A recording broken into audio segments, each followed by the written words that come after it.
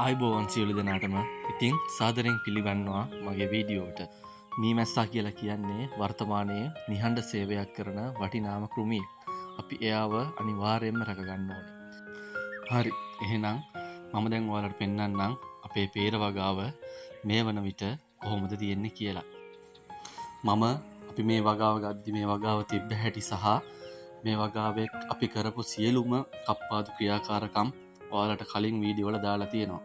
ඉතින් දැනට මේ තියෙන වගාවේ තත්ත්වය තමයි මෙන්න මේ විදිහට තියෙන්නේ.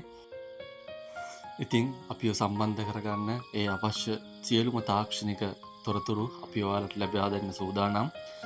ඊළඟට තියෙන කරුණක් තමයි අපි මේ වගාවක් කෘෂිකර්මාන්තය කියලා කියන්නේ දැන් අද වෙන විට තාක්ෂණය සහ පුළුල් ශාස්ත්‍රයන් ඔස්සේ විහිදිලා තියෙන ශාස්ත්‍රයක්. අපි මුලින්ම අපි වගා කරන භෝගය ගැන හොඳින් අධ්‍යයනය කරන්න ඕනේ සහ දැනගන්න ඕනේ. ඒකට අවශ්‍ය සියලුම ශාක පෝෂක ඒකාබද්ධව ලබා දුන්නොත් තමයි අපිට ඉහළ අස්වැන්නක් ගන්න පුළුවන් වෙන්නේ.